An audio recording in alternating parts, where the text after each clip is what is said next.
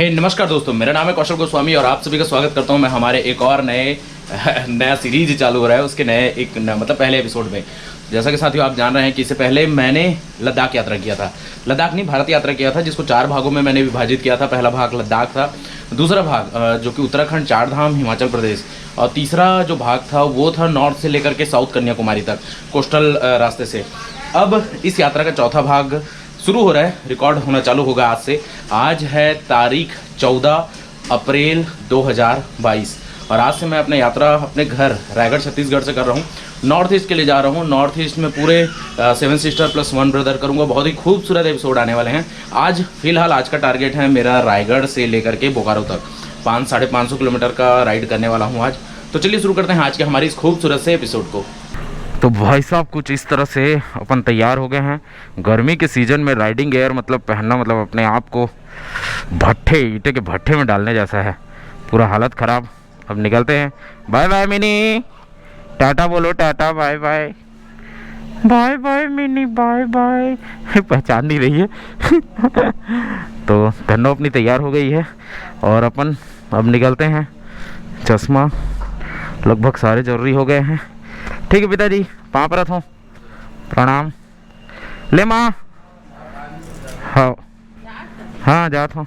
No लगभग ready हो चुकी है, बस निकलते हैं यहाँ से। ले चल, पाँव परत, हाँ लट्ठा, पाँव परत हूँ।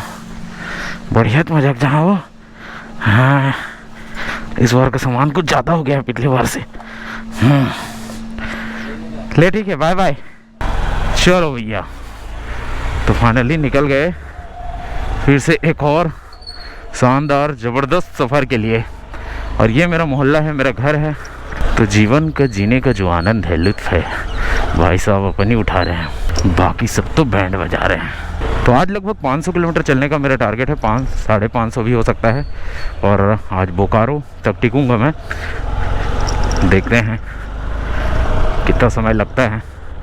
मेरा कुछ दिक्कत है गाड़ी में वो मीटर वर्क नहीं कर रहा, नहीं तो मैं आपको बताता कि कितने एग्जैक्टली किलोमीटर में मैं निकल रहा हूँ। भाई साहब जब भी अपन लंबे सफ़र के लिए निकलते हैं तो जो अपना मतलब शहर है वो बहुत याद आता है। तो इसलिए इस पल को, मोमेंट को कैप्चर करना मेरे लिए बहुत ज़्यादा ज़रूरी है। मैं रायगढ़ शहर में रहता हूँ और रायगढ़ एक बहुत ही प्यारा और अच्छा सा शहर है। हालांकि धूल डस्ट बहुत ज़्यादा है, इसका तो शिकायत है क्योंकि इंडस्ट्रियल एरिया है। और बाकी ये जो शहर है, केलो नदी, माँ मैया केलो का नदी का घर है, बहुत खूबसूरत जगह है। तो ये है आगे जो आप देखेंगे कुछ दूरी पर, ये कलेक्ट्रेट वगैरह है। हाँ, मेरे को, हालांकि मैं ये बात को अच्छी तरीके से जाना हूँ कि ना सिर्फ छत्तीसगढ़ से बल्कि पूरे देश से मुझे लोग देखते हैं। तो ये शायद आप लोगों के लिए उतना मायने नहीं रखता होगा ये वाला मोमेंट कि भाई क्या क्या दिखा रहा है अपने शहर, अपने सिटी को, लेकिन मेरे लिए बहुत ज़्यादा मायने रखता है। तो जैसा कि आप जानते हैं कि मैं आधा से ज़्यादा काम अपने यादों के लिए करता हूँ और आधा आप लोगों के लिए। तो आधा आप कंप्रोमाइज़ कीजिए, आधा मैं करता हूँ, 50-50। अभी हम लोग कलेक्ट्रेट वाले एरिया से होकर के गुजर रहे हैं और यहाँ पे बहुत ही सुंदर तरीके से लिखा गया है सुघ्घर रायगढ़, सुघ्घर रायगढ़। आप देख सकते हैं, बहुत ही प्यारा है लिखा हुआ है यहाँ पे। ये जो आप मेरे सामने देख रहे हैं ये मेडिकल कॉलेज है रायगढ़ का। और इसके बाद हमारा रायगढ़ जो सिटी है वो ख़त्म हो जाता है। हालांकि 10-12 किलोमीटर और रायगढ़ जिला रहेगा, उसके बाद उड़ीसा ही स्टार्ट होता है। तो कुछ किलोमीटर के बाद उड़ीसा ही स्टार्ट हो जाएगा। मैं एक और स्टेट में चला जाऊंगा। हालांकि मेरे लिए छत्तीसगढ़ या उड़ीसा कोई अदर स्टेट जैसा नहीं है। हम लोग एक स्टेट जैसे बिहेवियर है इन दोनों स्टेट के बीच में, अच्छा रिलेशन है। तो बस मात्र 12-14 किलोमीटर के बाद ही चालू हो जाएगा मेरा अदर स्टेट का सिलसिला। एक चीज़ बता दूं, जैसे कि मैंने पहले भी बताया था, आज भी क्लियर कर देता हूं कि मेरा ये जो माइलोमीटर, ये क्या बोलते हैं इसको, माइलोमीटर ही तो बोलेंगे, ये ख़राब है। इसमें ना स्पीड नहीं दिखा रहा है और किलोमीटर रन नहीं कर रहा है, मात्र ये फ्यूल वाला चल रहा है। तो मुझे अभी एग्जैक्टली नहीं पता कि हम लोग मतलब जब तक ये ना बनवा लूँ तब तक ये ना पता चलेगा कि कितना किलोमीटर राइड करने वाला हूँ। फ़िलहाल वो अब ज़माना गया, वो समय गया कि मैंने आज इतना किलोमीटर राइड किया, ये टोटल ये राइड को इतना किलोमीटर का किया। बस ये है कि राइड करना है तो करना है। और रायगढ़ शहर के बारे में एक चीज़ और बता दूं, ये रायगढ़ शहर चारों दिशाओं से पहाड़ों से घिरा हुआ है। आप देख सकते हैं, ये गजमार की पहाड़ी कहलाता है, काफ़ी खूबसूरत पहाड़ी है। और ये एरिया में मतलब ना एक समय में अगर ये इंडस्ट्री और ये फैक्ट्रियाँ वगैरह नहीं होता तो रायगढ़ जंगलों के मामले में, पहाड़ों के मामले में बहुत अच्छा जगह है, बहुत ही खूबसूरत जगह है। लगभग 8 से 10 किलोमीटर मैं गाड़ी चला चुका हूँ और मुझे फील हो रहा है कि इस बार गाड़ी में जो मैंने लगेज बांधा है उसका वेट डिस्ट्रीब्यूशन जो है ना सही ढंग से मैंने नहीं किया है। मतलब सही ढंग से मैंने नहीं बांधा है, इसलिए गाड़ी जो है ना मुझे कुछ टाइट सा लग रहा है। मतलब हैंडल एकदम टाइट है और एक साइड को जा रही है, तो ये मुझे ठीक करना पड़ेगा। देखो भारत यात्रा जब किया तब तो मैं एकदम हैप्चुअल हो गया था इस चीज़ों के लिए, लगेज कैरी बांधने के लिए। लेकिन अभी क्या है ना, समझ जाओ 2 या 3 महीना हो चुका भारत यात्रा के 3 पड़ाव को करने के बाद 3 महीना मैंने घर में रेस्ट ले लिया है, तो आइडिया थोड़ा सा भूल सा गया हूँ। देखते हैं 1 या 2 दिन में तो कवर हो जाएगा ये वाला आइडिया भी। बट अभी जो है ना मुझे काफ़ी ज़्यादा लगेज के कारण से ये गाड़ी खींच नहीं पा रहा हूँ, गाड़ी चला नहीं पा रहा हूँ। सीधा बात बताऊँ तो कॉन्फिडेंस नहीं आ रहा है, लेकिन 1-2 दिन में आ जाएगा। भाई साहब आप लोगों को तो एक चीज़ मैं बताना ही भूल गया, खुशखबरी है एक, और खुशखबरी ये है कि हमारा जो मेन चैनल है कौशल गोस्वामी, जहां हम ट्राइबल रिचुअल्स, कल्चर और village lifestyle, cooking, tribal food से रिलेटेड वीडियोस बनाते हैं, उसमें 1 लाख सब्सक्राइबर तो फिलहाल 1 महीना पहले कंप्लीट हो चुका था। कल हमारे 2 खुशखबरी है। कल जोई का बर्थडे था और 12 नहीं परसों बर्थडे था जोई का, और उसी बर्थडे के दिन ही मेरे पास सिल्वर प्ले बटन भी आ गया है। तो अब आपके भाई के पास, मतलब हमारे परिवार के पास एक सिल्वर प्ले बटन भी है, तो ये खुशखबरी है। दूसरा जोई का बर्थडे था, जोई 2 साल की हो गई है और जोई से अभी सुबह मिला नहीं है, 1-1.5 महीना उससे दूर रहने वाला हूँ।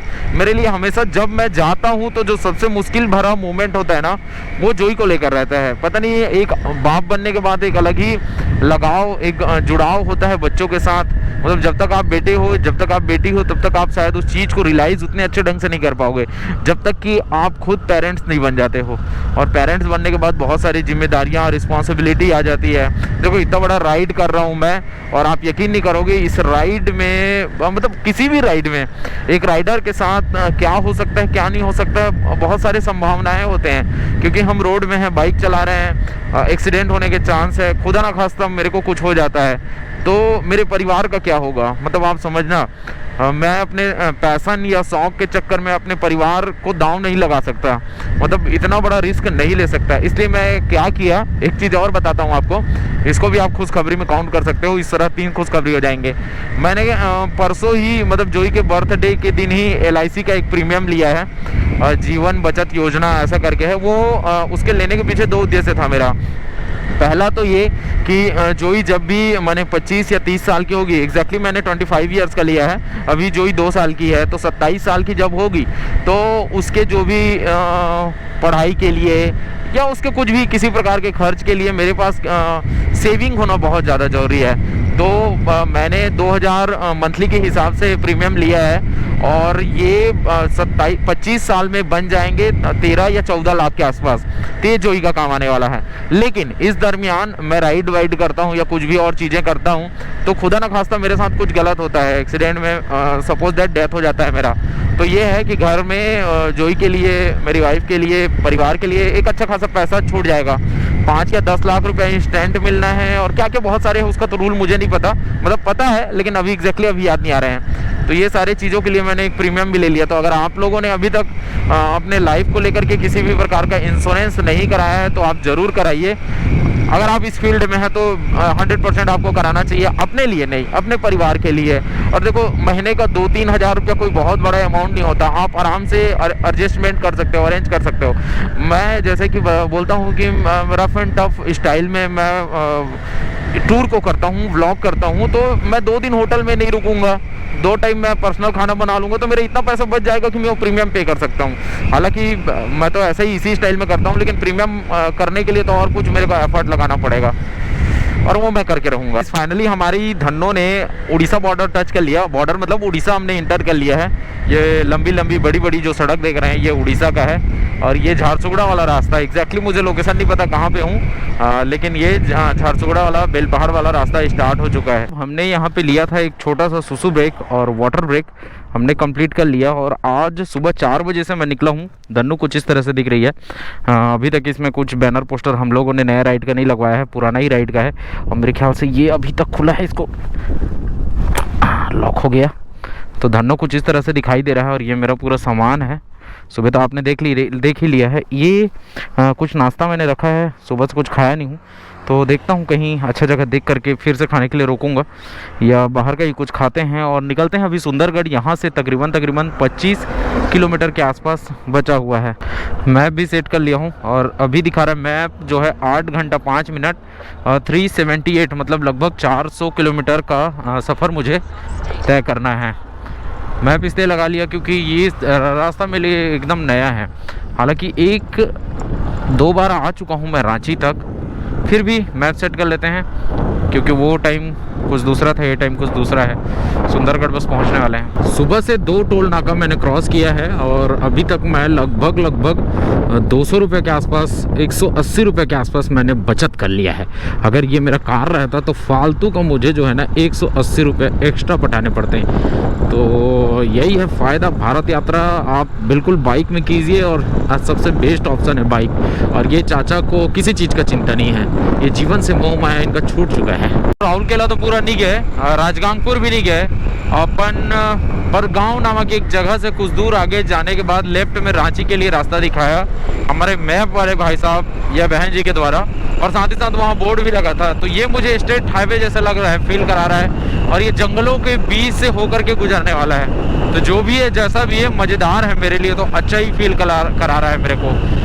ट्रैफिक वगैरह नहीं है और वेदर भी अभी साथ दे ही रहा है। लेकिन एक ही चीज़ का दिक्कत है, मैंने अभी तक नाश्ता नहीं किया है ब्रो। नाश्ता नहीं करने के कारण से ना फट्टे भूख लग रहा है भाई साहब। यहाँ पे कहानी ऐसा हो गया कि मैं एक ऐसे रास्ता को पकड़ा हूँ जो कि स्टेट हाईवे है और दूर दूर तक यहाँ पे फ्यूल पंप नहीं है। एक फ्यूल पंप है, वहाँ पे गूगल पे नहीं चल रहा है। तो सोचा यहाँ से ग्राहक सेवा केंद्र से पैसा निकाल लेते हैं। क्या बोलते हैं, फ़ोन पे करूँ गूगल पे करूँ?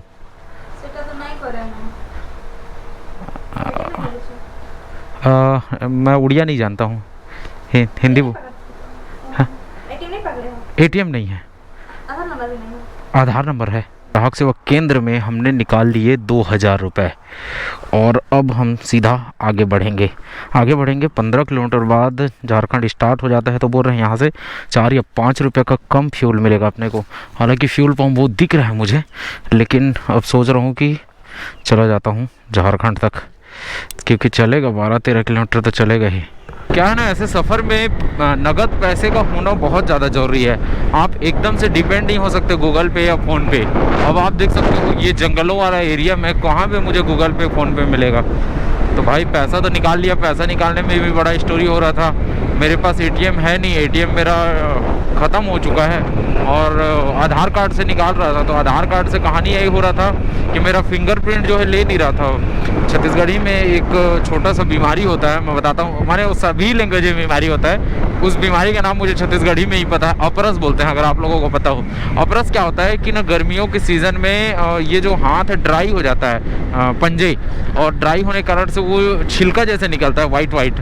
तो उसके कारण से मेरा फिंगर जो है ना उसमें ले नहीं रहा है, क्योंकि हल्का ड्राई हो गया है और ड्राई होने के कारण से वो जो फिंगर वर्क नहीं कर रहा है।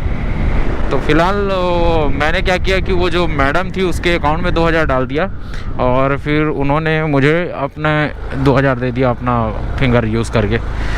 तो जो भी है जैसा भी है अपन कर तो लिए, अब देखते हैं आगे की कहानी क्या कर सकते हैं अपन। अभी ये गूगल मैप में आगे एक बड़ा सा रिवर दिखा रहा है, लेकिन ऐसे फिज़िकली देखने से दिख नहीं रहा है वो रिवर। पता नहीं रिवर कब चालू होगा। फ़िलहाल रिवर जो होते हैं ना वो बॉर्डर होते हैं, तो मुझे ऐसा लग रहा है कि वो बॉर्डर होगा उड़ीसा और झारखंड का। तो रिवर के बाद से स्टार्ट हो सकता है झारखंड। और वेदर तो यार कई सेक्सी है यार, मज़ा ही आ जा रहा है, मतलब ना शानदार वेदर बोल सकते हैं इसको। ये रहा पुल, माने रिवर पहुंच गए अपन।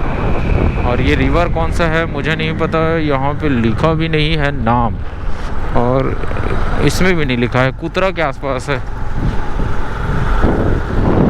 वाह मस्त रिवर है,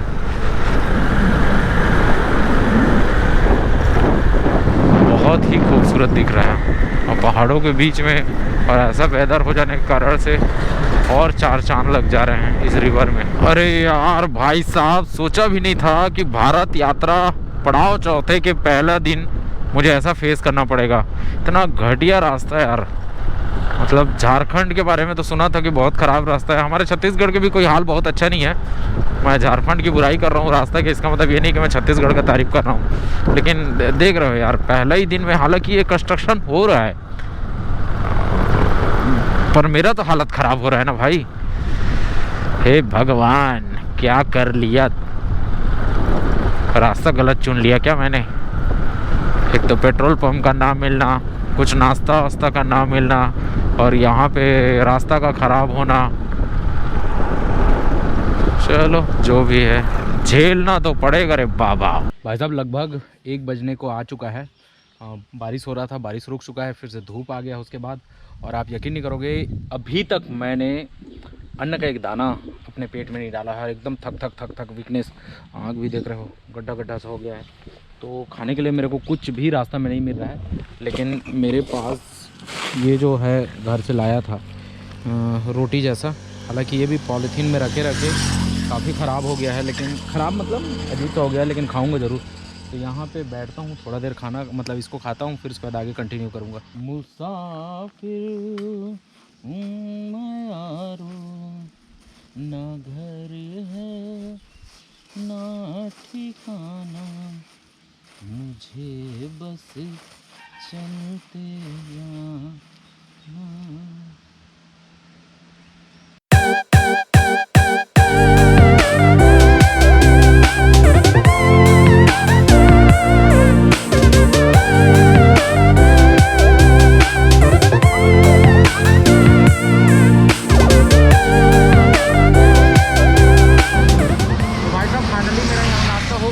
बहुत कम खाया क्योंकि अजीब तो पन्नी पॉलीथीन के अंदर में रह के भाप भाप जैसा हो गया था, मज़ा नहीं आया। अब देखता हूँ आगे कुछ और मिलेगा तो और कुछ खाऊंगा, लस्सी वस्सी पीता हूँ, कुछ ना कुछ तो करता हूँ। चलो आप थोड़ा सा फ्रंट व्यू देख लो।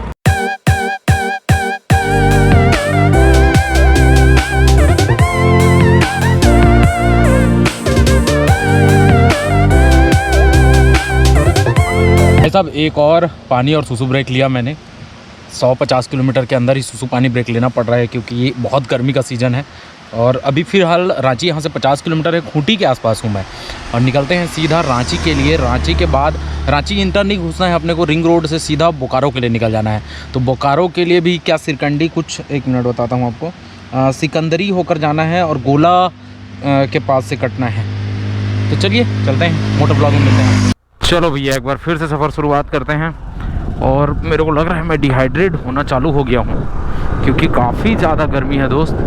और ये जैकेट वैकेट पहनना, पानी जब तक गिर रहा था, जब तक वेदर ठंडा था तब तक तो ठीक है, लेकिन ये जब से धूप आया है ना तब से मेरा हालत ख़राब होना चालू हो चुका है। हालांकि अभी भी मैं हरे भरे जंगलों के बीच से होकर के गुजर रहा हूँ और सारा चीज़ सही है, अभी तक ऐसा कोई दिक्कत नहीं आया है। बोकारो में हमको एक भाई हैं, वो होस्ट कर रहे हैं, वो उनके यहाँ रुकना है मेरे को, और कोई एक NGO है उससे भी मिलना है, उनके साथ कहीं पे जाना है मुझे, तो ये सारी चीज़ करना है।